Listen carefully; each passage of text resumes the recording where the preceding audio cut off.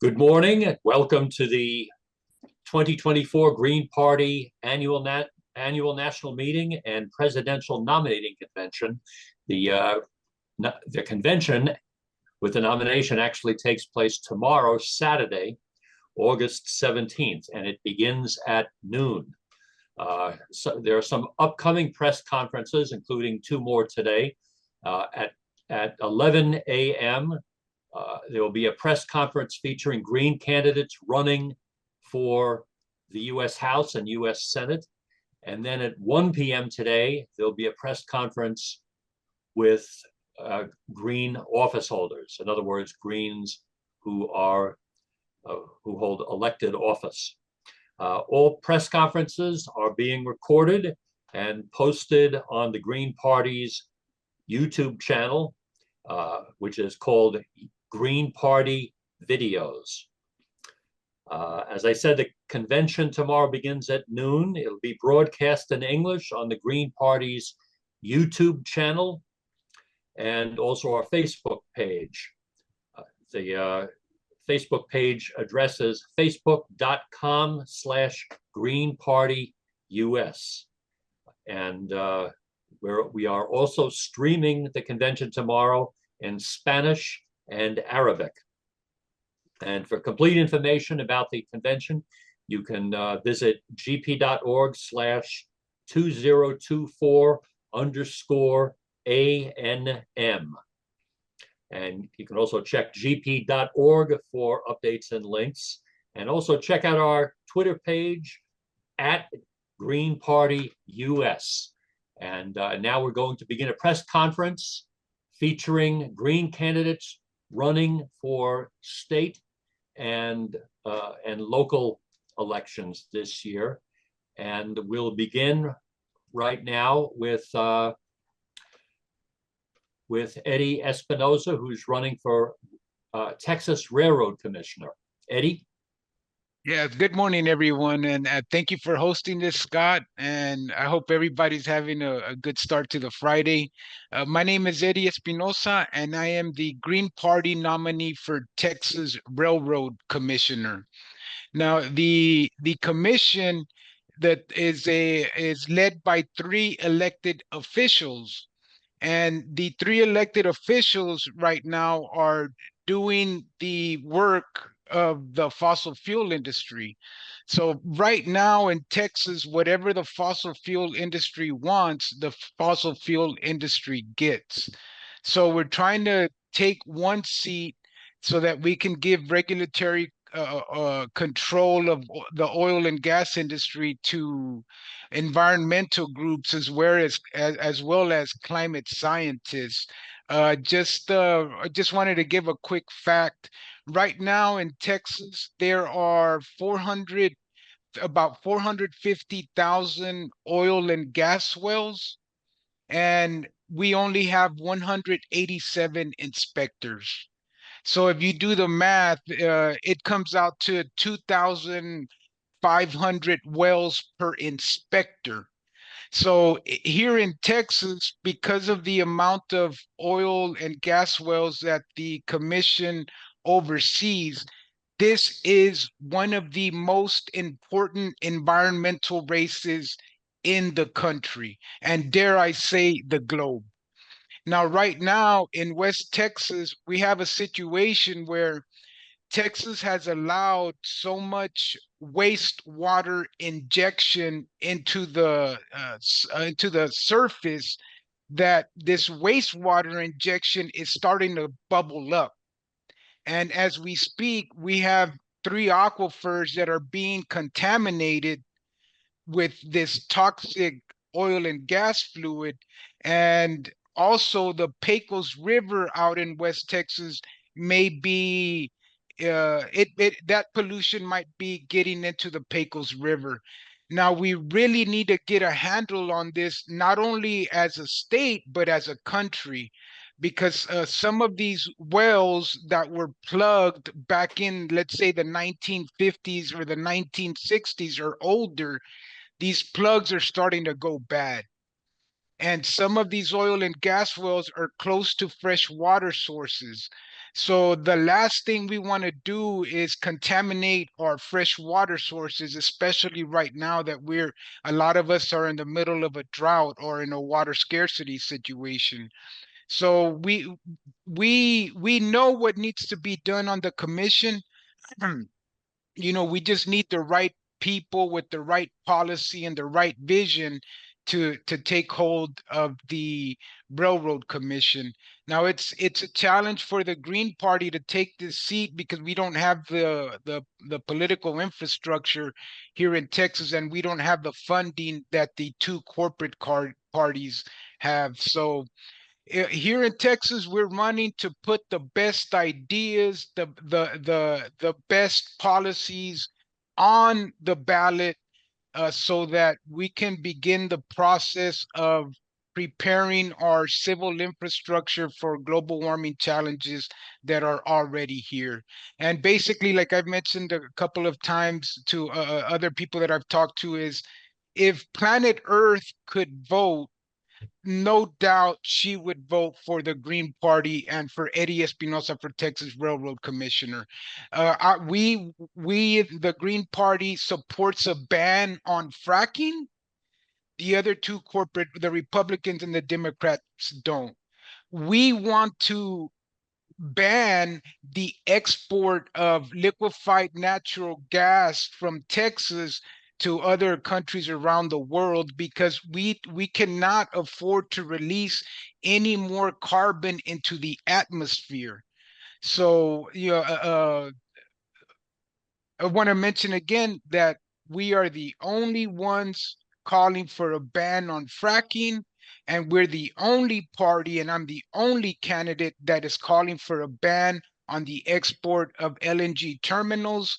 And also, we are the only party that would be declaring a climate emergency. And for me, the big issue is plugging and cleaning and decommissioning these contaminating oil and gas wells and being aggressive about it.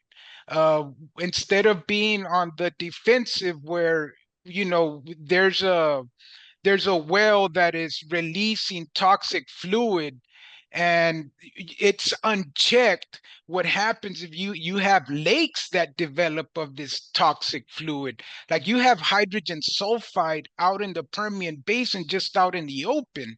So we want to be aggressive in fixing these contaminating oil and gas wells, and we want to be aggressive about it, because the longer we wait to clean up this mess, the more complicated and the more expensive the mess becomes.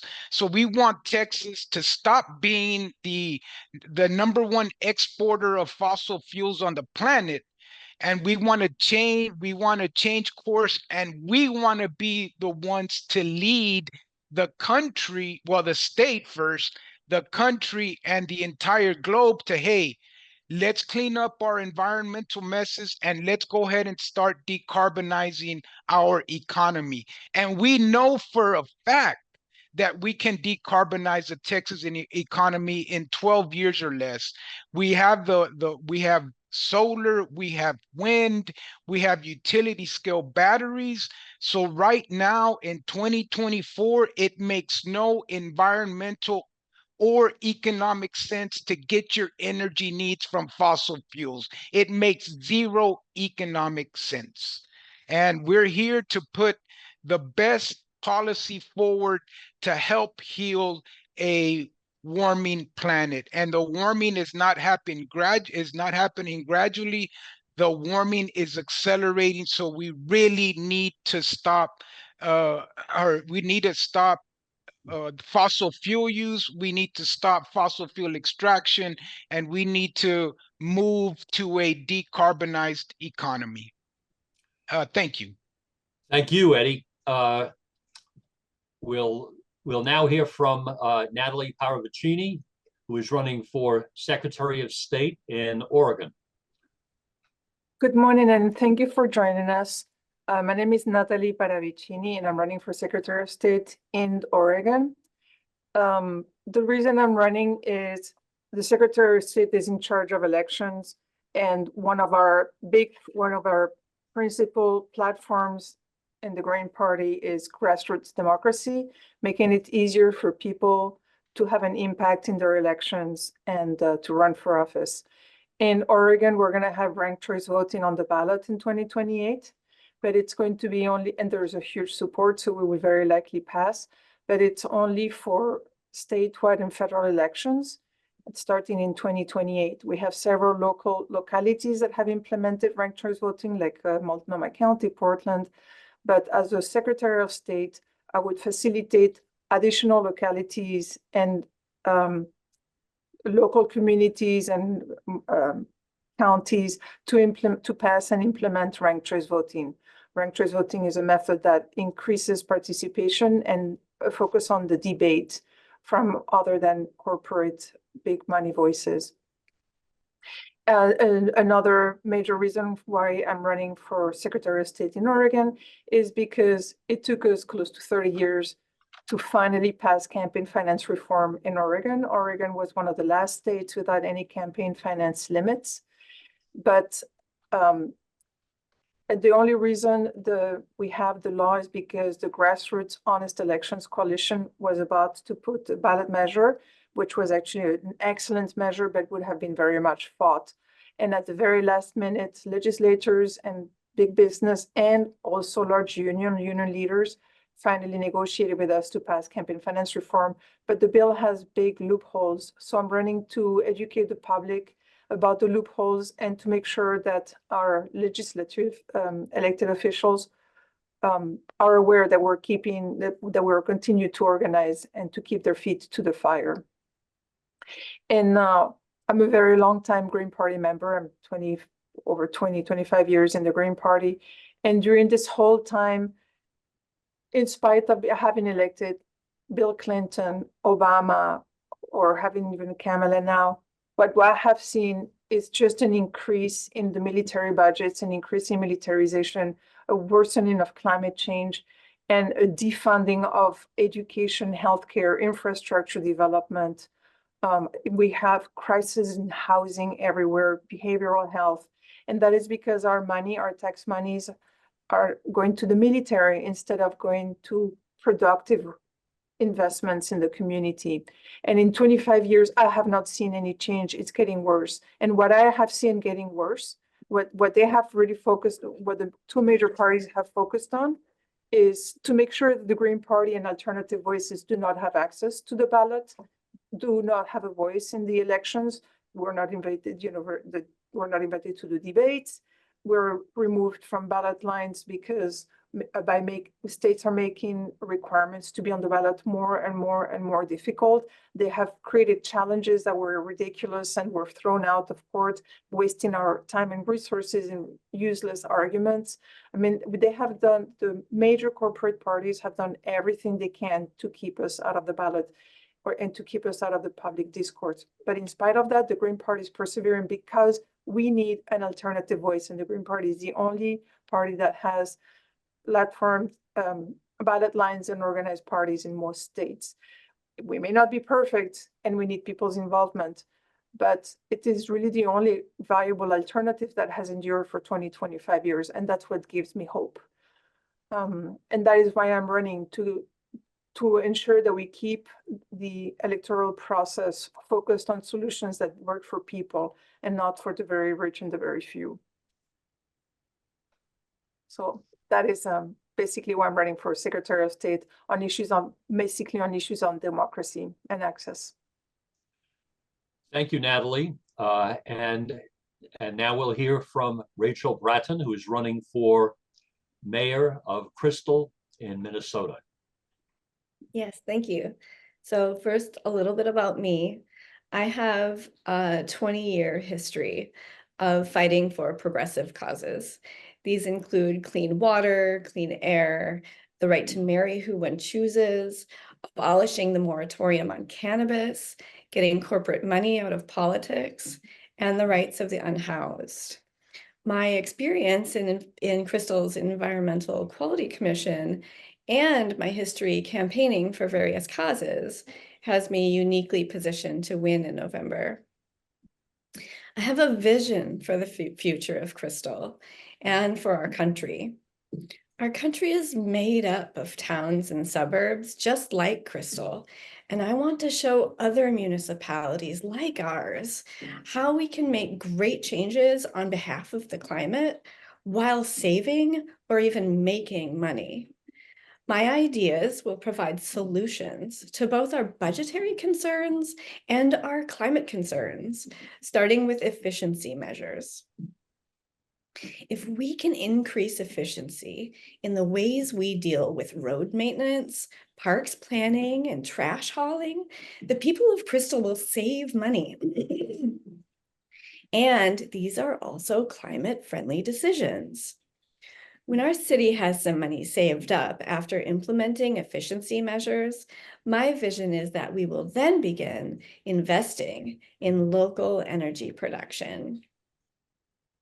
Our little city will then begin making money while continuing to provide climate solutions. I will also be pushing for an electric circulator bus system for our city and the region. This will be paid for through the county. Every suburb of a major metro should have its own electric circulator bus. We cannot rely on individuals purchasing electric vehicles in order to bring our carbon footprint down. Not everyone can afford that. Convenient, safe, frequently circulating and affordable electric circulator buses are the answer. I look forward to November because I look forward to getting to work for the people in Crystal, Minnesota. Saving us money while also solving our climate concerns is something I have passion and energy for. We can do better. Okay, well, thank you, Rachel. And in a moment, we will move over to question and answer. But first, I want to remind everyone that there is a press conference tomorrow after the nomination. This will be a press conference featuring the presidential and vice presidential nominees. It will be on this Zoom line. It begins approximately 5 p.m. It will depend on whatever time the nomination concludes. And we encourage members of the news media to show up and participate in that. And if you have not received media credentials for that, please go online, go to our webpage and register. And we look forward to seeing you there early tomorrow evening. We'll now entertain some questions. Does anybody from the news media have a question they'd like to pose to one or all of our candidates who are in the press conference? John? Thank you very much. Thank you, candidates. John Quetzalcoatl-Murray from KEPW in Eugene, Oregon. And candidate Parvicini noted that third-party candidates are often, tried to be excluded from the process, kept out of the public discourse. I just wanted to ask all of the candidates, what are some of the challenges that you face in being allowed to participate in the debates with the other candidates and in getting the word out about your campaign? Rachel? So I actually have not been excluded. And I think it's because in Crystal, the mayoral races are nonpartisan.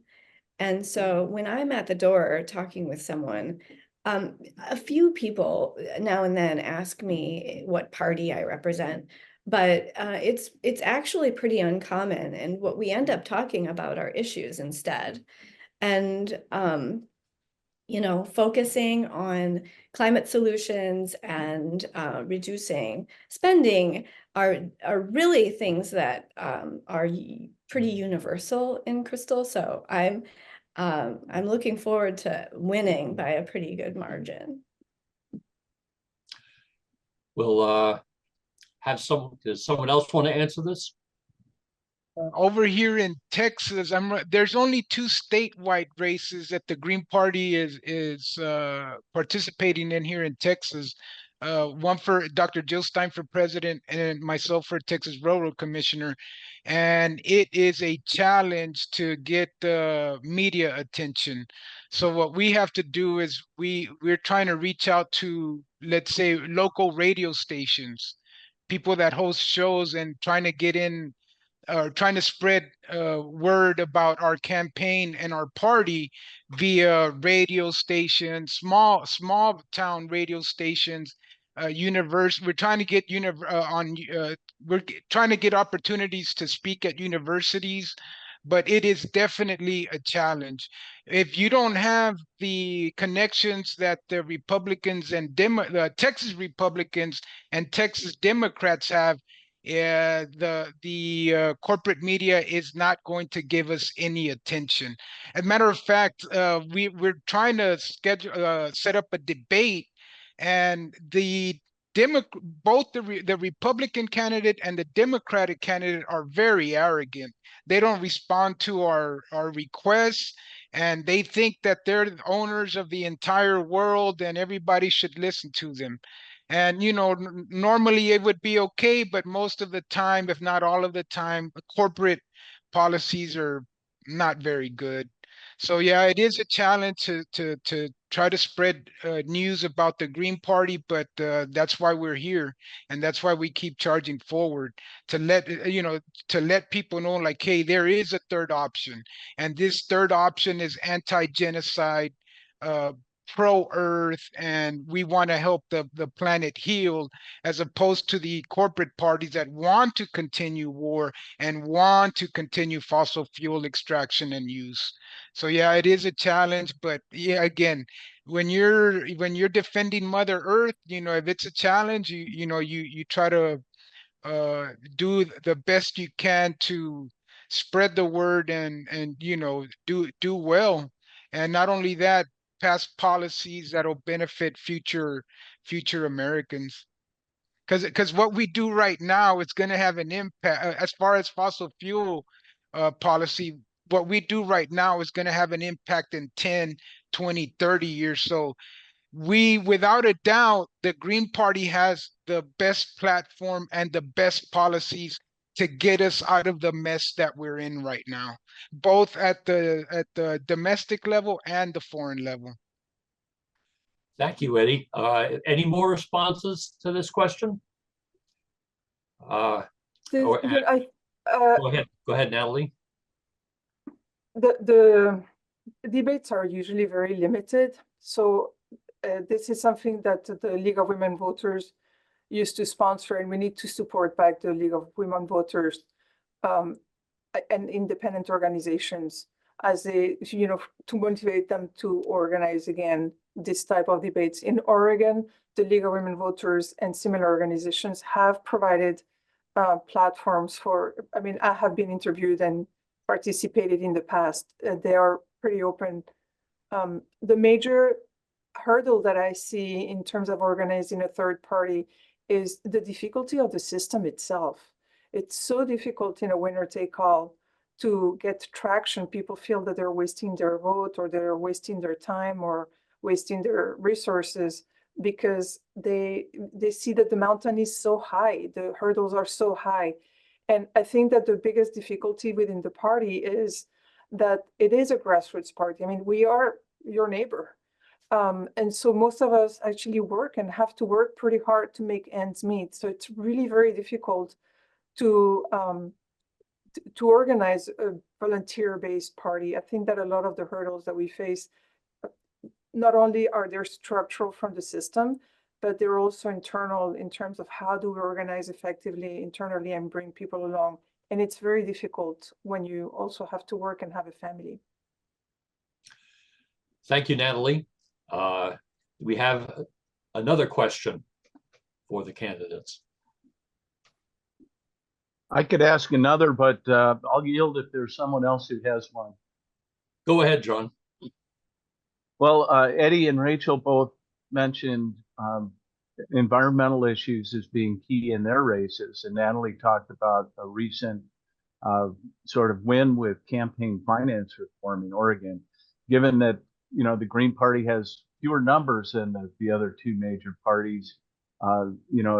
Which groups are you working with? Are there opportunities for partnerships that you're developing now that will help you in the election and help make progress on these important issues in the years ahead?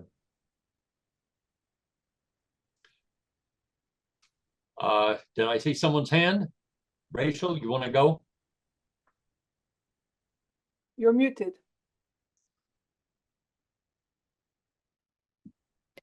Sorry about that. In Minnesota, Hennepin County, which is the county I'm in, the county that Minneapolis is in, they have written out up a zero waste plan. And I am really looking forward to working closely with Hennepin County to find out how Crystal can do its part to reduce our waste. This may include banning plastic straws and plastic lids in our restaurants and fast food places. It may include doing away with plastic bags at the grocery store. And there are probably other, teaching people. I think a big piece of it is going to be education. So finding out how we can educate people on how to compost. We kind of have two big groups of people in Crystal, which are older folks, many of whom are on fixed incomes, and then younger folks who are just coming in, kind of replacing those older folks in Crystal.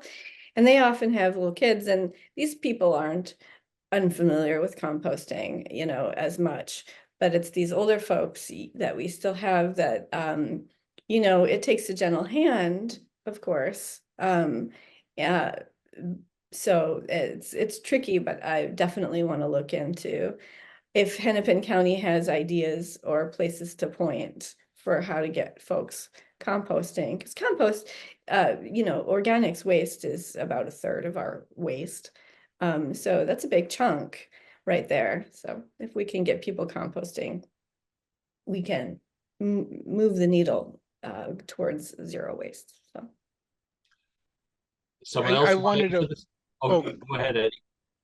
Yeah, here in Texas, we've been partnering up with environmental groups. So, they're constructing export LNG terminals here in deep South Texas, about an hour from where I live. And it's been nice working with those environmental groups and showing up to the site and saying, hey, we need to stop this. This is not good. So we're working with environmental groups all along the Texas Gulf Coast because nobody wants these LNG terminals in their backyard. I mean, we don't want to grow cancer alleys, and nor do we want to, release more methane into the atmosphere. So we've been working with environmental groups, and we've also been working. We've been trying to get everybody's vote, because we know for a fact that we have the best environmental policy going forward. I mean, if a climate scientist had to vote here in Texas, they would definitely vote Green Party. But working with the environmental groups, also working with libertarians. I drove out to West Texas and met up with a libertarian candidate, and he gave me a tour of all the contamination. And he and other libertarians, we've been saying, hey, if you can't vote Republican or Libertarian, come on over to the Green Party. We got plenty of room for everybody. And also playing how the Republicans and the Democrats are going at each other's throat, telling the Republicans, look, if you've had it with Donald Trump, but you can't vote Democrat, come on over to the Green Party. Our party is growing and our numbers are growing. So it's been quite the experience trying to get the Green Party to be recognized here in Texas. It's almost like an oxymoron, a Green Party in Texas. But hey, there's a lot of progressives here in the state, and there's a lot of people that want to look out for the environment, and the Green Party is a perfect party to, you know, pass the policies that need to be passed. And really, it's not rocket science here. I mean, we need to do a better job of being caretakers of ecosystems and water sources, because that's what life depends on. Thanks, Eddie. Any more responses? I have a question to pose to the candidates. One thing I know from experience and observation is that green candidates, when we're out working the pavement, going door to door, we often have very interesting and unusual experiences talking to people and meeting people. And especially when they find out that we're not part of the two-party racket. Can anybody tell me some of the enlightening experiences that you have had out on the campaign trail? Yeah, you're right, Scott. I usually end up having very interesting conversations regardless. And when people doubt the value of running for office or run for any office, I often remind them that winning is not only getting elected, but winning is also changing the debate. And that is actually even the more important part of elections, which is why the current system of elections undermines democracy, because that the debate on issues is just so limited and so controlled.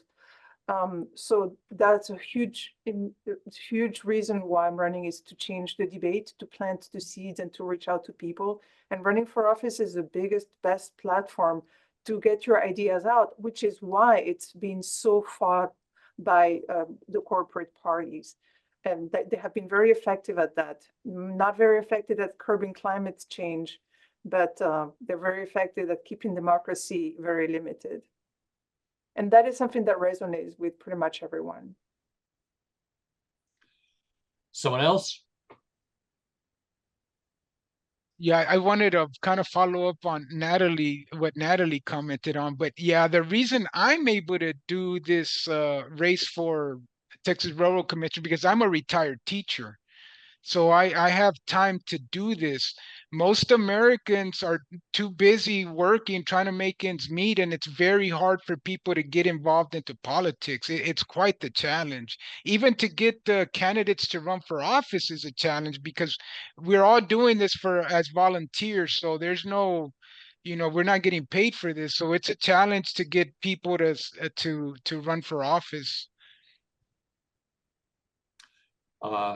Rachel? So something that has been really interesting and eye-opening, going around talking with all of these people in Crystal. Many people in Crystal who are older are, you know, Trump supporters and climate deniers, but they'll vote for me if I talk about saving them money, or even the climate deniers still care about pollution. And you know, if they see plastic pollution at in the driveway, the parking lot of a grocery store, or you know, places that they frequent, they don't like that.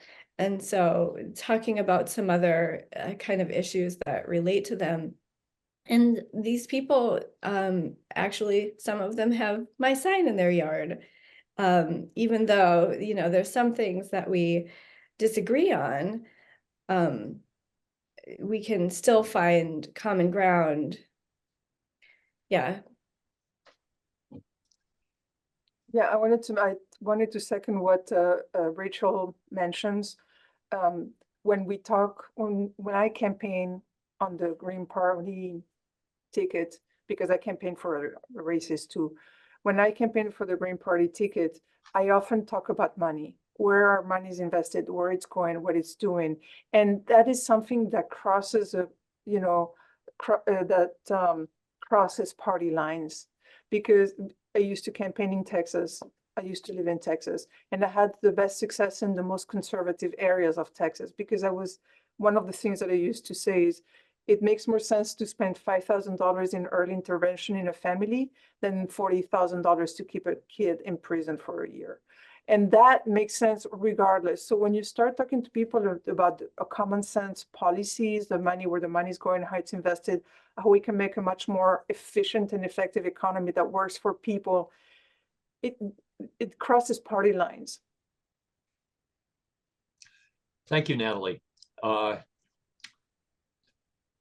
Do we have any other questions from any members of the media? I'll throw one more in unless somebody else has one. Just, you know, the Green Party will be unique, it appears, in this cycle with a candidate at the top of the ticket who is speaking out against the genocide in Gaza. And do you think that will help your campaign, or are there ways that you can, that the Green Party will work at different levels with the presidential candidate, federal candidates, state candidates, local candidates? Who'd like to answer that? Well, here in Texas, we're promoting 5 things.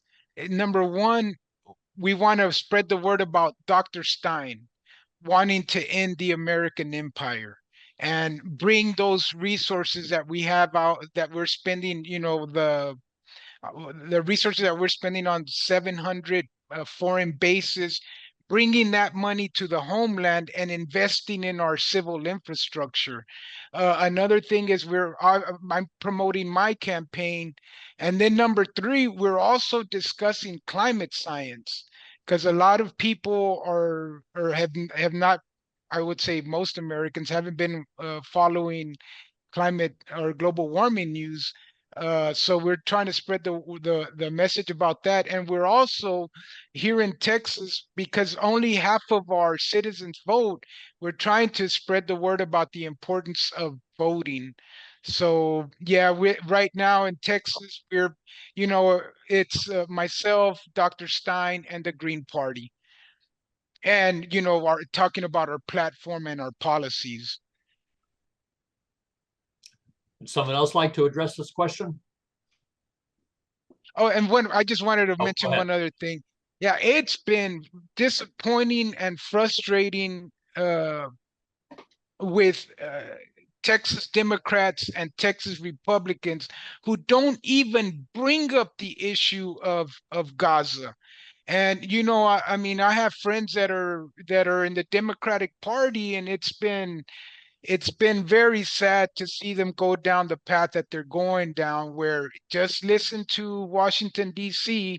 And if Washington, D.C. wants to send munitions and weapons to Israel so they can use on a civilian population, you know, they're letting that happen, and nobody is saying a word here in Texas. And to be honest with you, the Green Party has kind of become the moral compass of the whole state of Texas, because the Texas Republicans and the Texas Democrats are not bringing up that issue, and we are, just like Dr. Stein is. Thank you, Eddie. That was a great answer. Would anyone else like to address the question? I agree with Eddie. It is what is going on in Gaza and also in other areas like in Sudan and things like that is nothing short of, well, it's there. I have no words to explain how horrible it is, and that it is even going on, and that it's not front news everywhere, and that everybody's stopping this is astounding. And the only candidate who's really speaking about it is Jill Stein. I mean, and there's a huge support for the Palestinian cause and to stop the ceasefire. And now we just look at now the Congress and the president just approved $20 billion in addition to Israel. And while we have homeless, lack of healthcare, lack of housing, and all of this. So yes, I think that the Jill Stein is a necessary campaign in the United States. Okay. I would make no comment. All right. Any further questions? Let me ask one final question, and it's something that Greens across the country in many states have to something that we all have to deal with at a certain point if we run for office, and that is the challenge of getting on the ballot. And we know that in some states in particular, the Democrats and Republicans have rigged the ballot access laws to grease the wheel for their own candidates, while hindering alternative party and independent candidates. Can anyone tell us about their experiences in getting on the ballot in their states? Yeah, here in Texas, if my campaign or Dr. Stein's campaign can get 2% of the Texas vote, which is very doable, the Green Party will maintain its ballot access for another 10 years. But if if a Green candidate does not get 2% or more of the vote this election cycle or in 2026, then the Green Party will no longer be on the ballot in Texas. We would have to go through the process of, I think, getting somewhere along the lines of 120,000 signatures, which would be very, very expensive. So we're trying to get the 2%. I mean, we're always shooting for the stars, and we're hoping to get 26% and maybe force a runoff against a Republican candidate. But definitely, if we got the 2%, that would be quite the victory for us, and we're pretty sure we can get that 2%. But yeah, if we don't get it, it's going to be hard for the Green Party of Texas if we don't get that 2%. Thanks, Eddie. Someone else want to answer this? Rachel? In Crystal, Minnesota here, it was really easy for me to file to run for mayor. I filled out a form and I paid a small fee. And it got me thinking, anyone could do this, actually. It's surprising to me that there's only 2 of us. So. Natalie, did you want to answer this question too? Okay. Well, let's conclude now, but before we do so, I would like each of the candidates to tell us their campaign websites. We'll begin with Rachel. You can contact me, donate through my website, rachelformayor.org. Okay. Yeah, for Eddie, my website is espinosa4tx.com, and let me spell that out. That's ESPINOZA,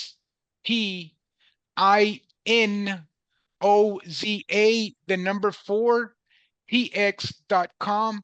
And that's my website, and people can donate there. And also my social media handles on Twitter, Facebook, and Instagram and TikTok are at Espinosa4TX, and that's at and then ESPINOZA, the number 4 PX. And I forgot to mention to Mr. John Q, social media is very important in helping us spread the news about our campaign and about the Green Party. Thanks, Eddie. Natalie? My website is Natalie number 4 OR, and Natalie is spelled N as in Nancy, ATHALIE. So Natalie4OR.org. Thank you. Thank you, Natalie. Well, that concludes our first press conference of the day featuring Green candidates running for state and local office. I'd like to thank Eddie, Rachel, and Natalie. Our next press conference will begin in about 14 minutes, and we will feature Green candidates running for the U.S. House and the U.S. Senate. Thank you, everybody. Thank you very Thank much. you. Thank you very much, candidates.